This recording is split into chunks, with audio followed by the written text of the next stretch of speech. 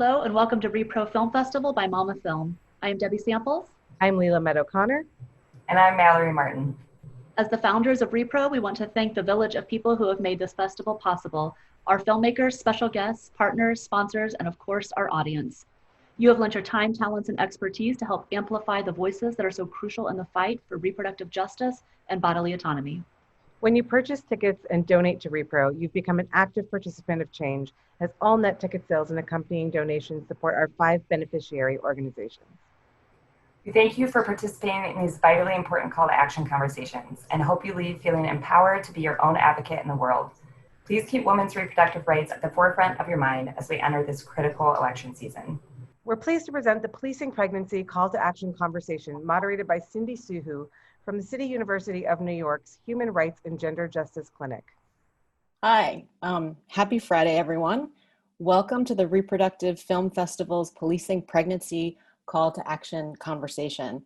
Today, or this evening, we'll be looking at the growing system of laws that infringe on the bodily autonomy of pregnant women. I'm Cindy Soohoo. I'm a professor at CUNY Law School, where I co-direct the Human Rights and Gender Justice Clinic. And I'm really thrilled to be moderating today's discussion about 2 amazing and really powerful films. With us, we have an incredible group of people. Joe Ardinger, who's the director of the feature documentary Personhood. Rebecca Haimowitz, who's the director of the short documentary 62 Days. Indra Lusero, who is a staff attorney at National Advocates for Pregnant Women. Breana Lipscomb, who's the senior manager of the Center for Reproductive Rights, Maternal Health and Human Rights Initiative. And for people who are out there watching and listening, please feel free to ask questions on the Q&A portal, and we'll try and do our best to try to integrate your questions through the conversation. We're going to start off by just asking a question to Rebecca and Joe, and maybe Rebecca, we'll start with you. Can you tell us a little bit about how you got involved and interested in the topics of your films, and about telling these specific stories? Sure. First of all, I just want to say thank you to mamafilm and to everyone else who's involved for this. This is such a great online festival. I'm so glad to be a part of it.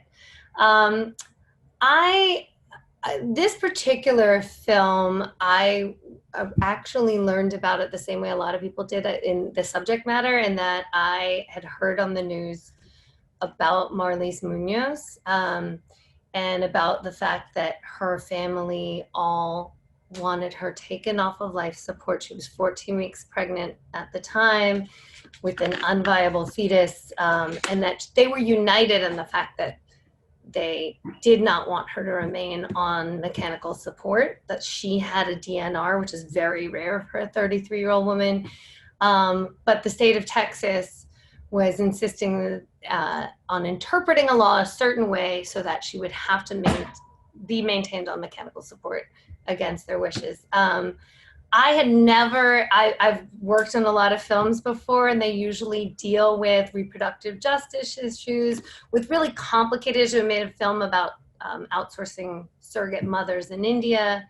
I'm typically interested in films that aren't necessarily about something that's very obvious, but about something like sort of the gray area in where bodily autonomy and reproductive justice and all these other complicated issues merge. But Marlisa's story really stuck with me, mostly because I was aware of how she was being sensationalized by the media at the time. Everything was a very black and white issue. It was either, do you want to save this baby or not? And her family, who were not remotely political people, were really being dragged into essentially an abortion debate, a debate about whether or not they could terminate this pregnancy. But the important part is that Marlisa didn't choose to terminate a pregnancy. She died when she was pregnant. And the fact that she couldn't even be allowed to die because she was pregnant at that time just seemed so astounding to me. And I knew that there was a deeper story. So I reached out to her family to get to actually answering your question. I reached out to her family, and they were such lovely and really honest and shy and interesting people. It was not immediate that I ran out to film them. It was a series of many conversations, and ultimately they felt that this was a way for their voices to be heard, and this was a way for them to share what was truly the most traumatic experience of their lives. So once I began filming, it was clear to me that whatever did or didn't happen with this movie, I needed to make sure people saw it and could really get the full story about their experience. So I'm really honored that I got to tell this story. Yeah, I mean, I think it was really a wonderful short film, and it was great in terms of the focus on one family and their ordeal. And I think, Joe, you know, you kind of took a little bit of a different, you kind of had like 3 different stories that you wove together. I mean, and can you talk about what you're thinking about and how you wanted to tell that story? Sure. Yeah, I had never heard of the personhood movement or fetal personhood before I started this film. And so once I started researching all of it and finding out about how these laws were being used to, you know, target pregnant women, you know, I was kind of all in. And so I wanted, because I was pretty well versed in the issues, I thought, I want to make a film that can help explain this to, you know, someone who knew nothing, like someone that was in my shoes before I started. And so I wanted to have Tammy as the focus of the personal story, but I thought it was really important to show people how these laws come into being in different parts of the country.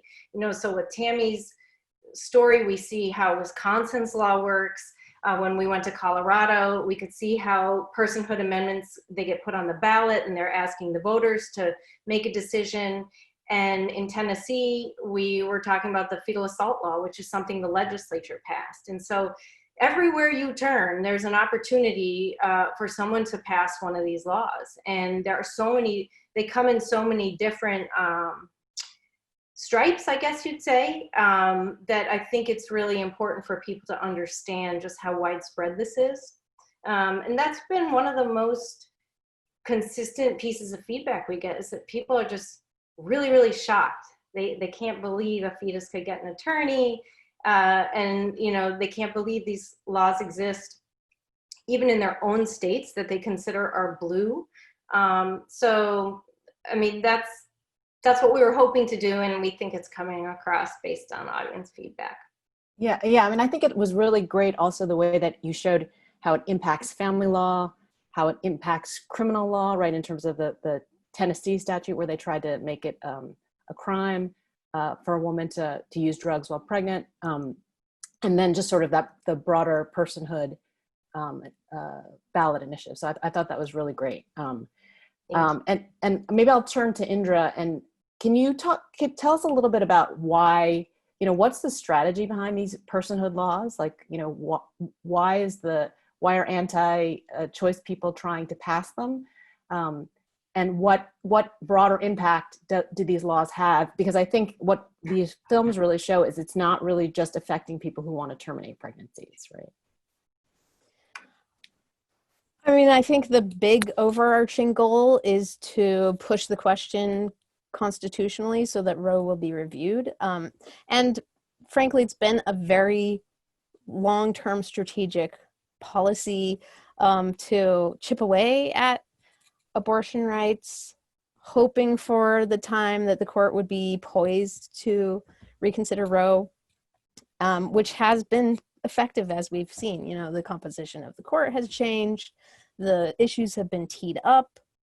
But I think even beyond that, it's been about, you know, a strategy for advancing conservative ideology, and just it's been a useful tactic in a bigger context as well. And I think that's significant because so many of these laws and issues are not about what they appear to be about on the surface.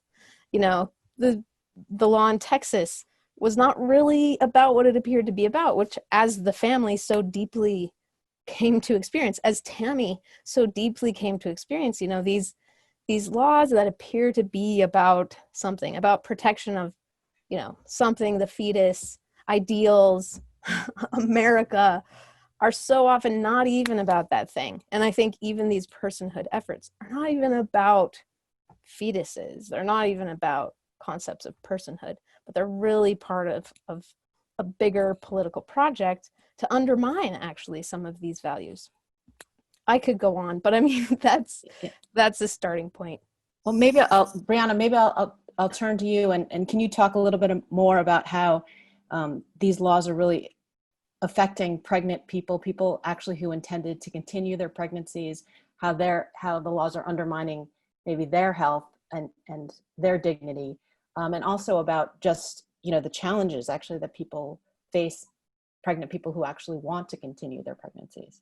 Absolutely. I mean, I think we even with the story of Tammy in the documentary, where she talked about wanting to be transparent and honest with her provider so that she could get the care that she needed to make sure that any of her actions prior to did not have any sort of negative impacts on her baby. And then she was the response from, the healthcare system, and then of course the legal system, was very different than the response that she anticipated and the response that she needed as someone that wanted to have a positive outcome to her pregnancy. And so what we see is that a lot of these laws are impacting the quality of care that's delivered, because what you end up with is a healthcare system that's no longer interested in delivering quality care and taking care of that birthing person and ultimately the baby, but they're siloed and they're so narrowly focused on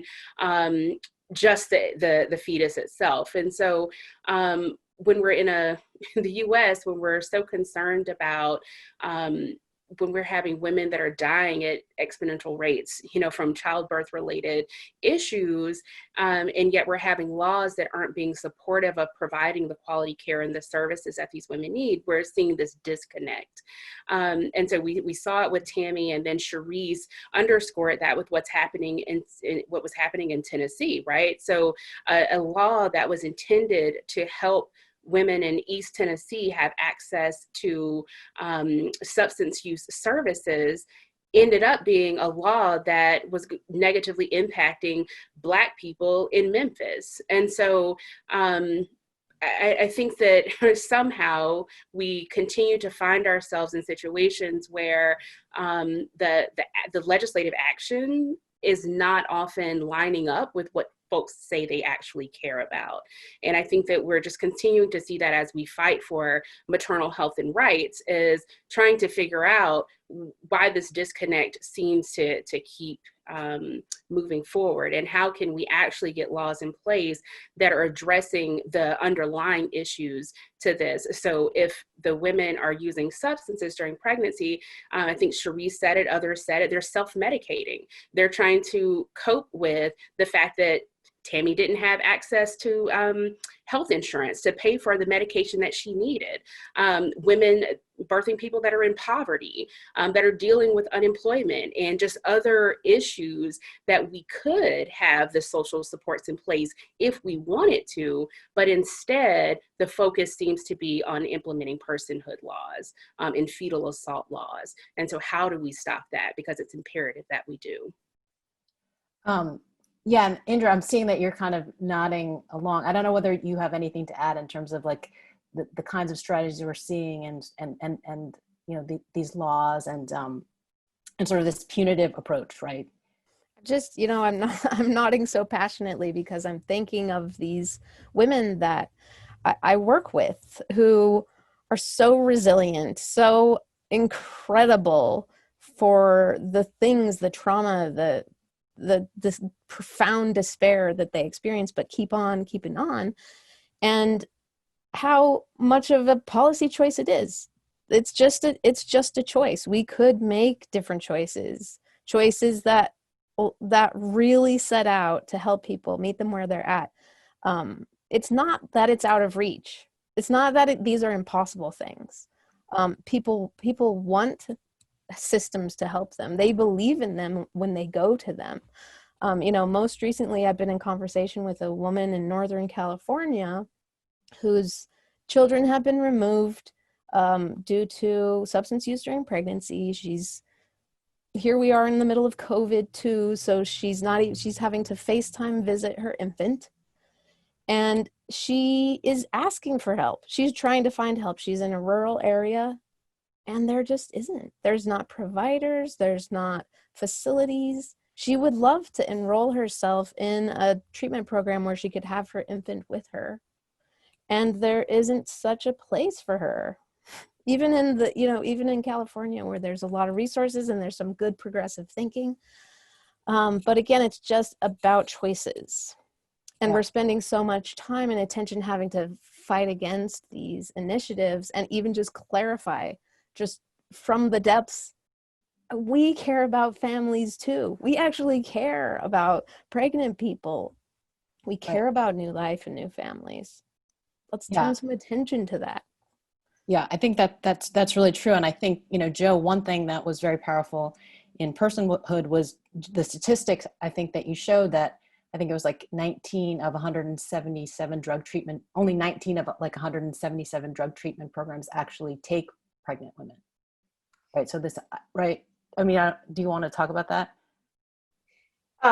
Yeah, it's astounding to me. And I thought, one of this crystallizing pieces for me watching the legislative footage, and this gets to what Breana was talking about, the legislator who this is supposed to be, this is for the families, but on the other side she's saying these are the worst of the worst, these women, they don't care about prenatal care.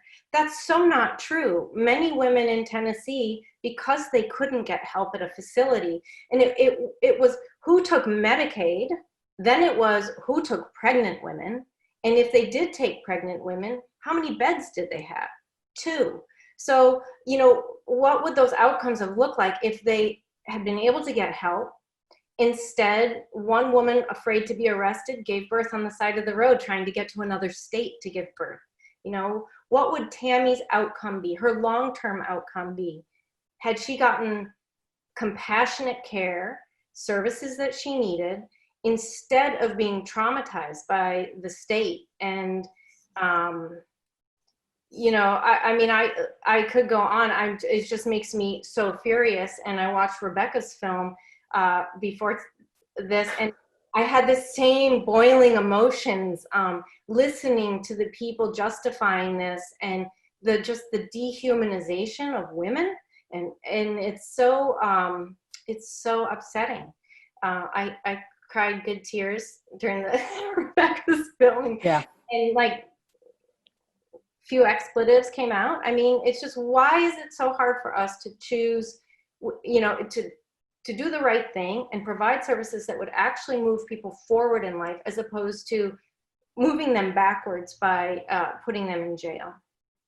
Yeah. Yeah. And I want to give Rebecca a chance to jump in as well. And I just want to say that I actually also was really moved to tears, and just, I mean, just in terms of what Marlisa's family had to go through, it was just so horrible to see.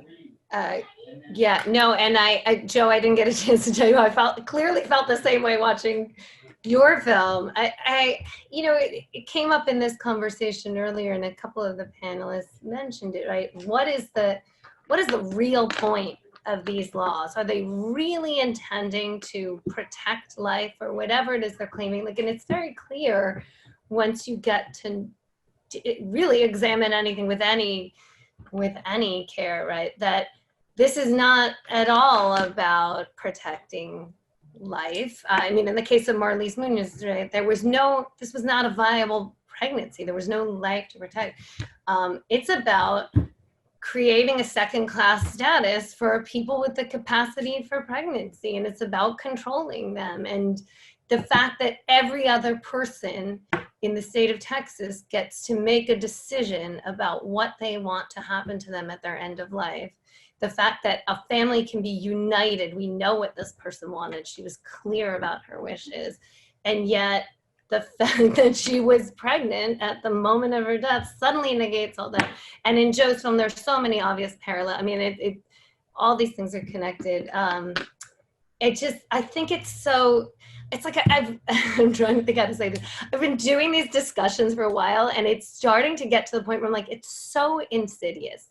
It's so clear to me that there's an effective method for people to discuss this that sounds very affirmative, that sounds like we're protecting life, that sounds like we're doing something positive, and its intent is completely the opposite. Its intent is so malicious and is so damaging to not just to people with the capacity for pregnancy, but anyone who happens to love or care for someone who might be in that position as well. That I think we need to reframe. Like, I just think we need to think about our language when we talk about these laws, myself as well, you know, that when we say things like fetal protection law, that's not accurate. That's not what they're really trying to do. I think that, you know, personhood, it's so, it's just so enraging because it's been effective for a certain goal. And I just think that I genuinely think that the majority of people, when they start to really hear human stories, when they start to hear how these laws affect real people, or when they, God forbid, are affected themselves, don't want this. And yet it's framed in a way that people think they support it. So I think there's something in our discussion about how we change the script, change the language, that needs to start happening even more. You said something important that I wanted to highlight, which was that the hospital made a decision to interpret the law in a particular way. I think that that's important. It shows the sort of extra legal impact that these laws, the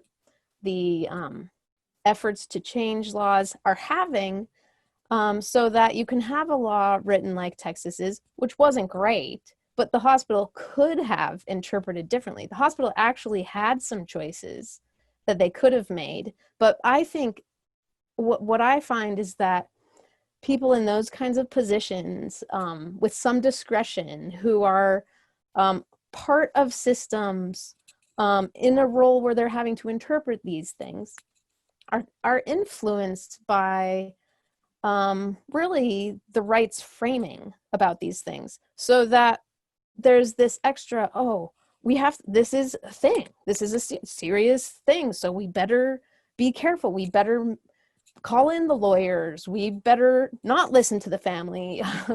we have to know, kind of like we're an institution, these decisions have to be made by institutions, they can't be made by families. And that those decisions are where it's particularly insidious and concerning to me, harder to get ahead of. You know, we can kind of at least grapple with the legislative efforts, the ballot measures, but having to go through all of the people who are in those discretionary positions and, you know, reframe and change the conversation. Right. I mean, it's interesting in terms of that hospital system, right? Because it seemed like, you know, the people who were running the hospital where Marlisa was, the more senior people were afraid of actually intervening to help the family, right? I guess, and you had another doctor who was speaking, but she used to work at that healthcare system, right? But because she was so pained by what was going on. Yeah, I won't take up all the time talking about her, but she's such an interesting woman, because we always think about how, this is a little bit of a tangent, but we always think about how people are so fixed in their positions, particularly when we start talking about things like abortion rights or anything that has to do with reproductive rights.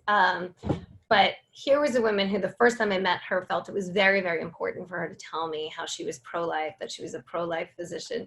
And that had she just heard about this law on paper, which she hadn't actually, but had she would have thought it was a great idea. And her experience seeing what happened to this family was actually really transformative. And she is now quite politically active against these laws for reproductive justice. I mean, it was a transition for her personally, but at least one person I know was changed by this experience. I think more than one. But yeah, just to your question and to Indra's point as well, there are sort of the gatekeepers as well that are involved, because yes, these laws exist and then they get interpreted and reinterpreted. And I am not a legal expert by any means, but it was very clear that the hospital could have quietly, easily, uncomplicatedly listened to this family and followed their wishes. There was no one opposing from the family, from the stakeholders and the people who were most involved. And they chose not to. They chose to make a legal case out of this. And I think, you can speculate as to why. There's probably more than one reason, but I do think that that's really important to acknowledge in terms of how these things kind of magnify, how they get made worse, and how they also could, on the flip side, in a good case, could be simplified as well, I think. Breana, I don't know whether you want to add anything in terms of the role of healthcare systems for good or ill in terms of trying to make sure that people have respectful and good care. Absolutely. I mean, I thought it was really interesting in the 62 Days film, watching, I mean, they talked about how it seemed that many of the physicians intentionally documented in the case or in the hospital record that, this is not what they would recommend, and, all of that. But I wonder, how far did they go from an advocacy perspective to take it, outside of just what they were documenting in the record? How much advocacy did they do with hospital leadership, with lawmakers, with whoever, to really voice it outside of just what they were writing in their record? And so I think that in order to have, a true transformation of our healthcare system, we need all voices to come forward and take a stance on these issues. And so I think that's a key part, is for, providers to really step up and be supportive of our advocacy efforts to ensure quality care. The other piece that I also wanted to touch on, I believe it was Rebecca that mentioned this, just about how careful we have to be about the language. And I think that it's been interesting over the past few years, just observing the co-optation of key civil rights, human rights, social justice language that antis have used against efforts to advance reproductive rights. And so we've seen this obviously in legislative efforts. We've seen even in, I think, the Personhood film, where the personhood activists had the audacity to compare their efforts to the abolition of slavery. I can't even speak to how offensive that was to me personally.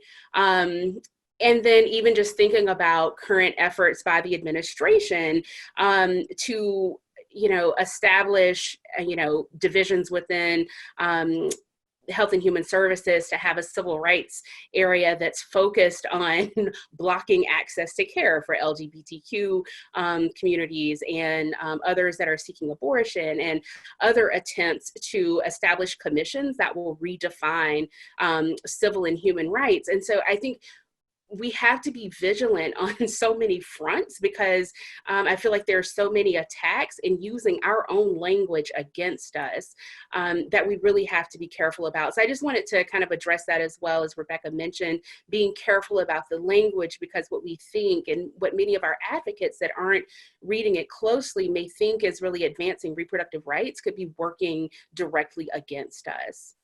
Yeah, I think that's a great point. And I think it also ties back to Rebecca's earlier point about, thinking about how these laws really play out, right? And I mean, I think both films did such a good job of actually showing real people and how they're really impacted, in ways that you might not expect, and, maybe changing people's minds. And I mean, and when I saw it, I thought you guys did a really great job also of just showing them as whole people in terms of Marlise and, you know, her work as an EMT and what a passionate person she was and a wonderful mother. And the same thing with Tammy. I mean, in terms of just what she went through and, you know, the scenes with her and Harmonious and Dondi, I think are wonderful.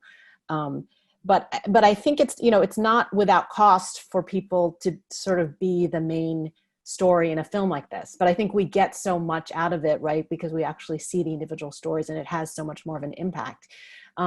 Maybe I'll just start with Joe. Can you talk about like why it was so important, you know, for Tammy? Because you know, I mean, she has so many other things going on in her life. Like, why did she want to be involved in a film like this? And Rebecca, I'm going to ask you the same about Marlisa's family.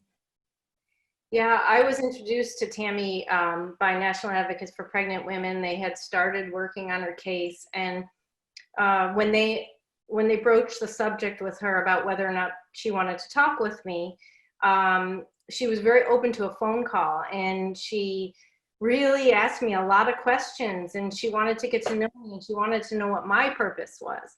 How did I intend this film to, you know, portray the issue? Because her driving force was no other woman should ever go through what I went through. And she, you know, her hope was that, you know, maybe this could impact the law in Wisconsin, but then beyond, you know, all these other stories that we hear. So for someone, you know, I once described Tammy as someone who's more comfortable pouring her feelings into one of her painting canvases than to speak in front of the camera and express herself. She did such an astounding job telling her story and being open and honest. And it all comes back to the fact that she just never, ever wanted to see this happen again.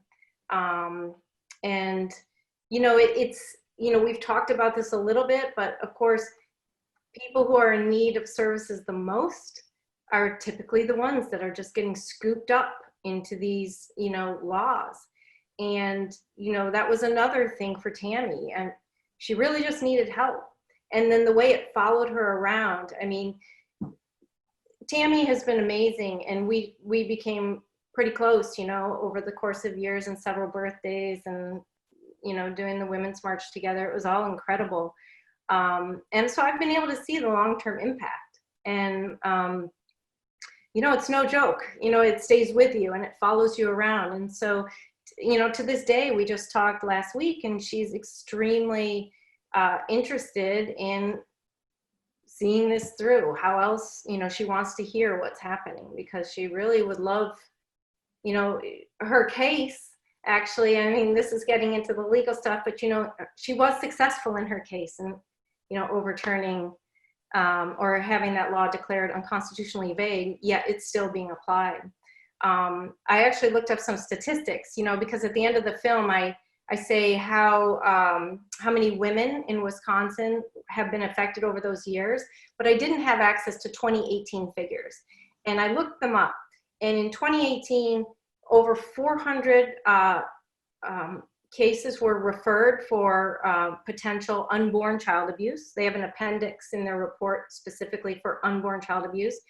Over 100 of those required further intervention, which we will not know what that is because it's all done in secret. And it also resulted in 30 children being taken out of the home. So they're ripping families apart. It's still going on. And so this circling back to the motivation, you know, this is it. It's still going on even after being declared unconstitutionally vague. It's not that they kind of stopped enforcing it. It's you know, maybe Rebecca, before we go back to you, let's go back to Indra to see maybe if you can give us an update about what's happening in Wisconsin. Like, you know, it is crazy in terms of there was a decision that it was from a lower court that it was unconstitutional, and then the appeals court said that the decision was moot because she didn't have standing, really a technicality that really didn't undermine the legal reasoning. And so it's so absurd that this law is still in effect. So can you talk about what's going on in Wisconsin? Yeah, so essentially the law goes on, and allowed to go on because there was, you know, it was kind of like the case wasn't tied up with a bow. Ideally, we would have to find another plaintiff in order to move the issue further. The standing issue, I think, is another one that is particularly relevant to pregnancy-related cases. Basically, the court has rules about what issues can come before it, and if an issue is short-term or resolved before the court can deal with it, then it's considered moot. And pregnancy is a time-bounded thing. So it's just this other way where the issue of pregnancy is challenging to bring before the courts. Are there any legislative, are people trying to sort of legislatively overturn it? There's strong organizing efforts, and we have an organizer that's working in Wisconsin to raise awareness. I'm actually not aware of an actual bill that's currently active. Mm-hmm. I may be wrong, but that could, sometimes the legislative option is quicker than the courts. Mm-hmm. To get final decisions in the courts takes a long time, and then you have the standing issue as well. So, well, Rebecca, let's go back to Marlisa's situation, and maybe you could take us back and sort of talk about what it was like for you working with her family, and you know, why they wanted to do the film with you. Yeah, sure. I mean, I'm gonna forever be grateful to this family for opening their life to me during what was the most traumatic experience they've been through. It's not easy to do that, and I think from the get-go, from our early conversations, her family really, similarly to what Joe was saying, they did not want this to happen again. They wanted to be able to really express what they experienced and what they went through, because there was so much misleading information and there was so much misinformation. In the case of Eric Munoz, Marlisa's husband, and this was not a person who wanted to be in the spotlight by any means. That I think he felt that he wanted to honor his wife's wishes, and part of that was to explain what had really happened. And also there's it's tough to relive these moments again and again, and to testify again and again. And for some people, the sacrifice of like opening yourself up to a documentary film is that now this document exists. You said it, it's out there, and it can hopefully continue to make an impact long after you've told your story. This can continue to tell your story. Her parents and her mother, Lynn Machado, she's so dedicated to this. She has testified every time different iterations of this law have come up. It's been 3 times now. It's going to keep coming up because they're not giving up on trying to change the law. She has testified at the House of Representatives in Texas. I think that it's a true commitment to trying to make something out of a tragedy, and really also to trying to have your voice be heard. You know, as a documentary filmmaker, you hope that the film you make can make a real impact, and I think that the families who participate in this, that's their goal as well. It's funny, actually. I'm just seeing on the chat that I think that that Lynn is. That Lynn is on. And, I thought she might be on. Yeah, and I'm so happy to see that. Yeah, and I mean, I just have to say, like, Lynn, your strength. It was just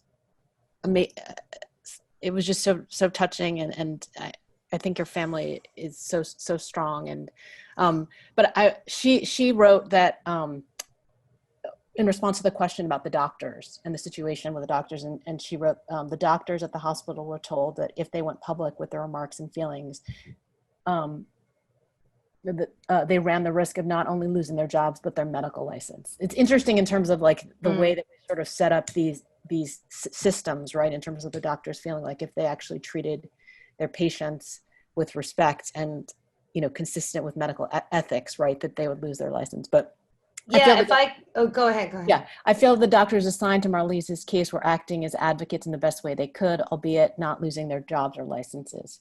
The doctors were absolutely against the procedures being done to our deceased daughter. Yeah, and I Lynn, I'm so glad you're with us. I can't, she can say it better than I can, but if I could speak to that just a little bit on her behalf, you see it in the film as well. Like the doctors were told quite clearly that they had to, and this is what's so interesting about so many of these laws. I mean, this came up in Joe's film as well, right? It's not about best medical practices. It's not about science or treating patients, right? It's very much politicized. So these doctors who were forced to do things that they thought were morally wrong, were not viable, were not helpful, they were told, first of all, very clearly that they had to behave a certain way or they could lose their job. Once I was filming, they were told they could not speak to me or they may lose their jobs. Some of them did off the records, but I respected their wishes for that. It was only really later that we discovered those comments put into the medical records, which is not a common, I've talked to a lot of physicians and it's not common to put those kinds of notes in. They were doing what they could to try to let their voices be heard. I will say that the person who was the head of obstetrics, OBGYN at the JPS hospital when this happened to Marlisa Munoz, who couldn't talk to me at the time, is now the chief medical officer of Planned Parenthood in Texas. So someone else was impacted by this horrible thing. And I think it's been one of my goals as a filmmaker to get this film to doctors, physicians, medical students, PAs. I mean, these are the people who actually are faced with having to behave in a way that isn't even necessarily ethical to them, that's against what they want to do. But, these so-called laws are then instructing them that they have to behave a certain way. So I'm glad that Lynn brought that up in the chat. And as she said, she's really, really committed. Her family's so committed to making sure this doesn't happen again and to changing the law in Texas. So I would thank them. Thank you. And thank you, Lynn. We have a few questions on the chat, and so I'm going to make sure that we get to those. The first question is, are there any states that have passed legislation that would provide free prenatal care to women who are pregnant and who want to help with issues of addiction? And so maybe Breana or Indra, you can talk about what care is available. Yeah, I don't know. Things, yeah, absolutely.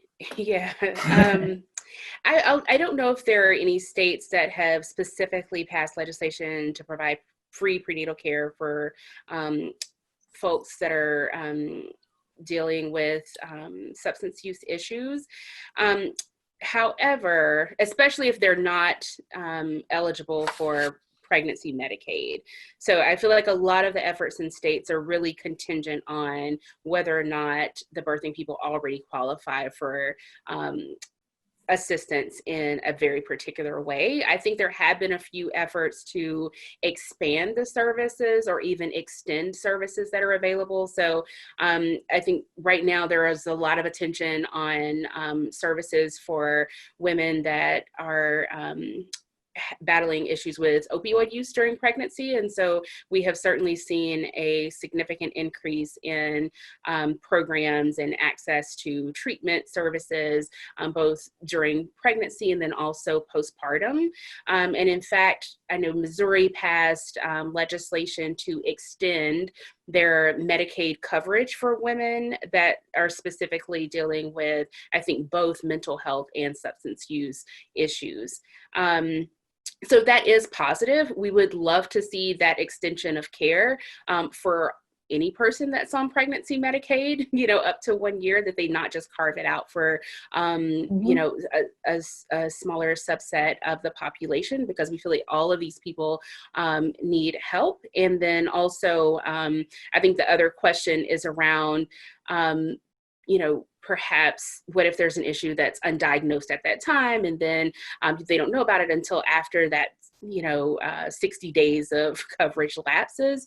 So so there are some efforts, but I don't think that the efforts are going far enough just yet. Indra, you may have other thoughts. I mean, it's hard if you don't understand the landscape of maternity care to appreciate how sort of starved it's been. I mean, if you're from the West like I am, you can sort of just know what a parched landscape is like. And some of these policy changes are good, but they're happening in the context of a parched landscape. It's like watering a desert. Yes, bring the water, but it's just, we need so much more. So it's possible for people to get connected with services in places where there are services, but still these programs aren't solving for the lack of just providers, the lack of infrastructure. So it's a complex sort of knot, but it has to do with, again, policy priorities. The whole system has been built around and reinforced around the health of the fetus and then the infant newborn, even the timing of postpartum care delivery. So there's lots of pieces that make that it's not enough just to pass laws that say we want to make sure that pregnant people who can qualify for free care. Right, and it goes back to, I feel like Jo, in Tammy's case, right, her whole problem began with the fact that she didn't have medical care, general medical care with her thyroid problem, right? Good point. Yeah, and she tried. She did her due diligence. She was told there'd be this long wait. And, she'd also been told that it was unlikely she could get pregnant because of the severity of her disease. And so, she went about self-medicating and, was quite surprised to become pregnant. She really found it hard to believe. And so she immediately went to seek help. And so it is, we've used this word a few times tonight. It's so insidious that you have someone doing all the right things, trying to access the services. I have the mildest thyroid disease. I can't even imagine what it would be like to have a level of Tammy's that was off the chart. I don't even know how she could even move. So it's just really a shame that we've decided as a society that we need to focus on punishing people and not focus on providing care. Yeah. We have about 12 minutes left. We have another question. People are asking about the status of personhood laws. Someone specifically, I think from Massachusetts, wanted to know if there were any kind of efforts there, but maybe if Jo or Indra or Breana, if any of you know, are there current personhood efforts in different states that people should be looking out for? Similar to Colorado, I think that was the question. Do you want to answer that, Indra, or? I'm not tracking all of the efforts. I know there are ongoing efforts and similarly insidious. So Colorado, for example, has had personhood ballot measures. And this year, for the first time, we have a 22-week abortion ban ballot measure. So I know whatever your state is, I don't totally know what Massachusetts' situation is. But sorry. Go ahead. I was just going to say they take on different forms. Yeah. These abortion bans, what they really are doing there is codifying the personhood of the fetus from conception in that law. So if personhood measures fail because people might not be able to swallow that, then let's call it something else. And we saw that in Colorado where they said, oh, now let's make it about this terrible tragedy that happened to a pregnant woman. So, there's the terrible tragedy, they pass a law, and then they use it against pregnant women. And so we see that it's just called something else. But it doesn't matter. There's that patchwork of laws that establishes the personhood of the fetus.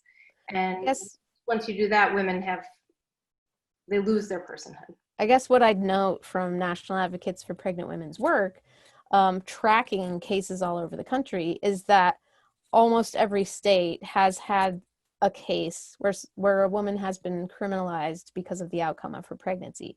But for the pregnancy, there would be no crime. So I know for sure that Massachusetts is one of those states.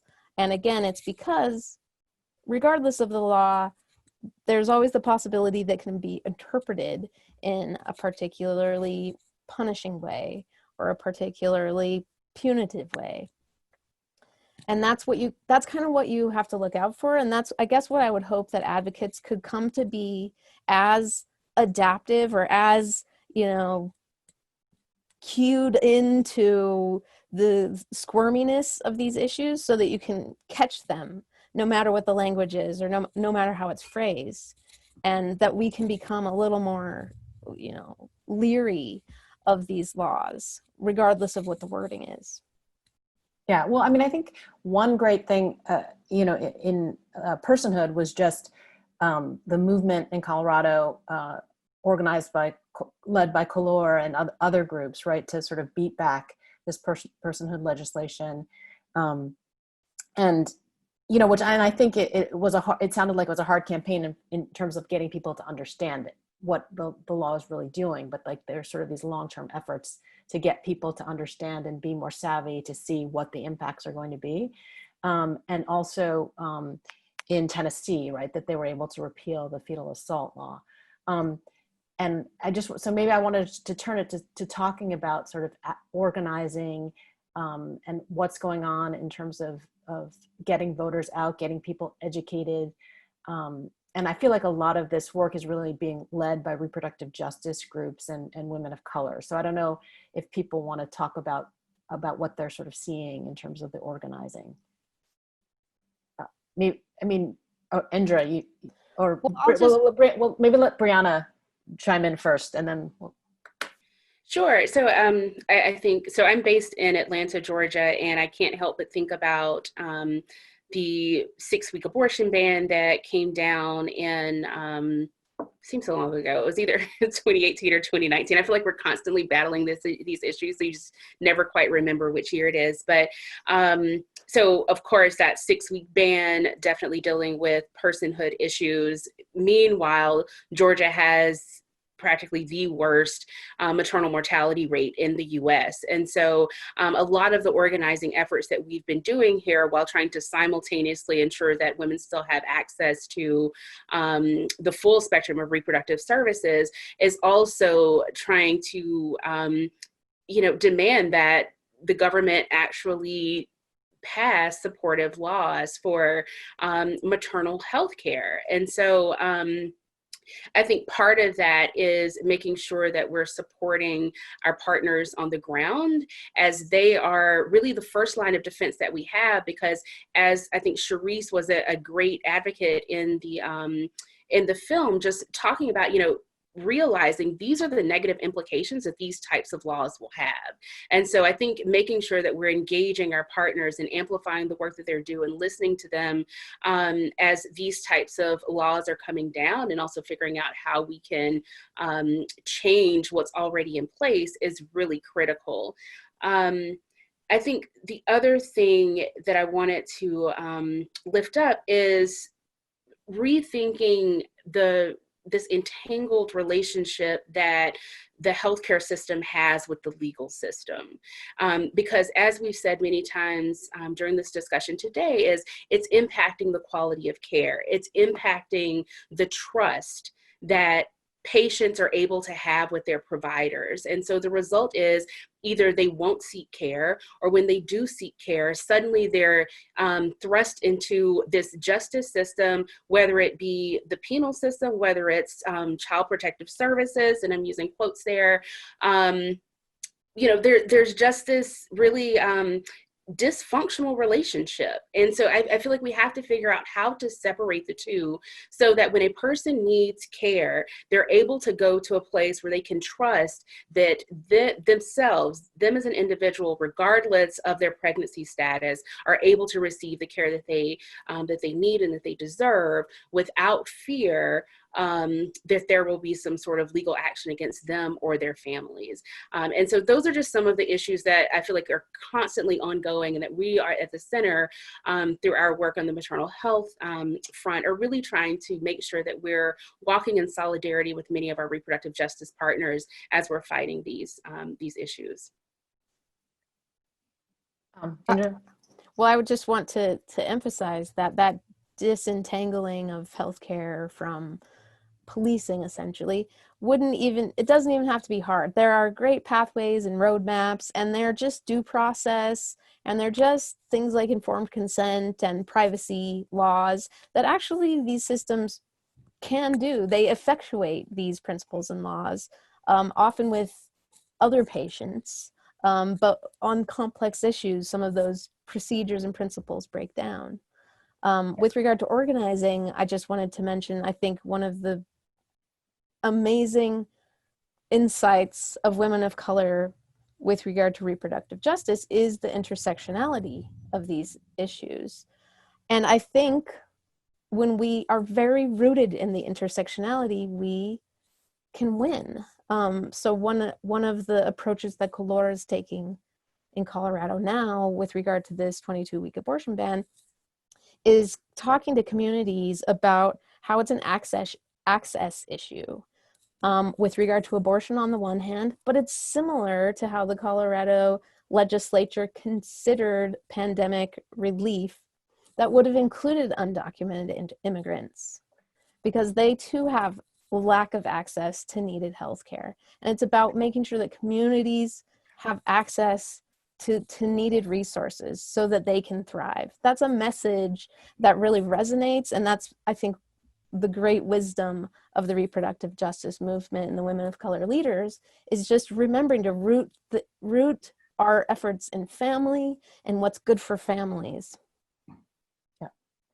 All right. So, wow, the time has just like flown by. I think we have 3 minutes left. I mean, maybe we can take a few more minutes, but I want to maybe give each of you a chance to see if you have any closing remarks or sort of any kind of call to action for people as they leave this space in this conversation. And maybe Rebecca, maybe I'll start with you.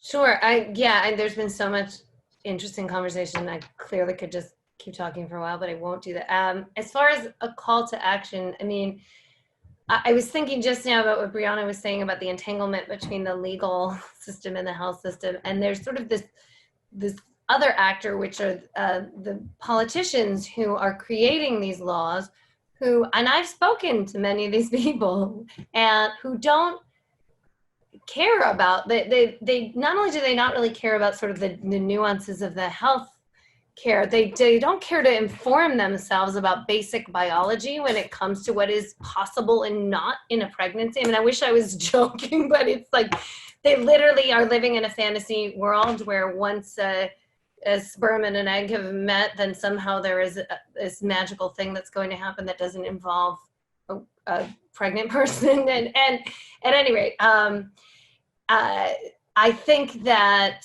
we can vote. I think that the people who are making these laws that are then complicating these very factual and medically based health issues, the people who are actually creating these laws aren't required to know what they're talking about to create them. They just need to get the votes, right? So I do think that that it's certainly true with what's gone on in Texas, and it's true all across the country. I think that we need to vote and hold our leaders accountable. That would be a consistent place to put our efforts. Oh wait, and Rebecca, before I leave you, is there any update with Marlisa's law? There isn't a huge update. So in the end of the film, you saw that the law at the time at the end of the filmmaking was left pending. That was almost 6 years ago, which is crazy.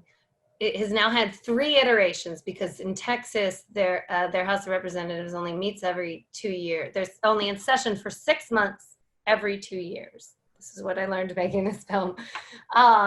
And in those 3 sessions that have happened, there has been a different iteration of this law. And each time it has advanced a little bit further, which is incrementally good. It is just requires the patience of everyone involved, and including the family members who have every right to be impatient. But the law has moved a little bit further in that it went to committee. The second time it was voted out of committee. I hope I'm not getting this mixed up. It has never gone to a full vote, but that's probably next. So there are advocates in Texas who will continue to fight for this.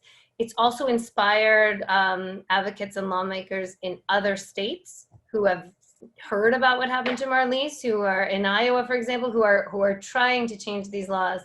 It's a slow process, but hopefully, it is moving very slowly in the right direction. It's not something we can kind of assume will correct itself. It takes a lot of hard work from a lot of people. Thanks. All right, Joe, any last words? Well, yeah, of course, what Rebecca said, voting is so important because these laws are made locally. But, also building off of what Breana and Indra were talking about, it's the coalitions that have the success. When you build a broad coalition across, legal groups, medical groups, reproductive justice orgs, there's strength there. And we've seen that, and likewise, I guess because this is the important part for me, is just we need to look at this issue in a much bigger view than abortion. And so, those coalitions with different emphasis, they can all come together, and this has to be looked at from this broader view. So the doctor in Rebecca's film, she identified as pro-life, but she just can't get behind what happened. I was contacted by a woman who saw the film and said, I was the person who went to the pro March for Life rallies every year. The film opened my eyes to what can happen. So if you can pull the issue back out of just this silo of abortion, and if we can all start talking about these issues in that broader sense, then I think we'll have more success, because nobody wants to see, very few people want to see this happen. Some people are happy to see this kind of thing happen, but I'd say that, you can make a lot of headway, and just by changing the way we talk about it, trying to get the media to talk about it differently so that we're not just stuck in this abortion, we're on the opposite sides here, of the fence, and what can we rally behind? And that's what I love about this festival, is that it's covering such a broad range of experiences that people face. Right, and we need to censor real women and real people. Yes. Indra. Well, that was one of the things I was going to say. Sorry. Building on what you were saying, Rebecca, on these issues, so many basic scientific facts are disregarded. Just simple questions. Is this fetus viable? Does this person actually have a substance use disorder? What kind of treatment would actually be helpful? Very basic issues are quite often just ignored or handled incompletely. So science matters is one of the things, but also science is culture, and the questions that we ask are informed by assumptions that we have. Sometimes those are white supremacist assumptions or sexist assumptions. So with regard to even data and what we know, I encourage people to think about the questions we're asking, and, vote for people who ask questions, who are curious, who are willing to talk to people who have different life experiences. And as yourself too, seek different life experiences, talk to people with different life experiences, because that will help us understand the framing of science and what truth is and where it comes from. Breana, you have the last word. Yeah, so I echo everything that everyone else has said, and I think just taking it a step further, what we've been trying to do with the Maternal Health and Rights Initiative within the center is really do a focus on proactive policy. So while we've been trying to battle many of these negative policies, is recognizing that there seems to be a willful ignorance around what type of support would actually be beneficial to pregnant and parenting folks. And so really organizing and getting collaborative efforts to advance proactive policies that will put in place the types of social support services and other things that parents need. And so I think the call to action across the board is just making sure that folks have access to the full spectrum of services. Well, thank you. Well, I want to thank you guys. I feel like I could be here with you all night. So I just really want to thank you for all your wisdom and for your wonderful films and for the amazing work that Breana and Indra are doing. I want to thank the audience for participating in this call to action. And for recap of the organizations you can support around this topic, you should go to visit day 3 on the rePRO website. And also think about continuing to support the film festival by purchasing film tickets and attending more call to action conversations. You can get full information at repromamafilm.org. And don't forget that all the ticket sales will actually be donated to reproductive justice organizations. So thank you guys, and thank you rePRO Film Festival for bringing us together. Thank you. Thank you so much. Bye.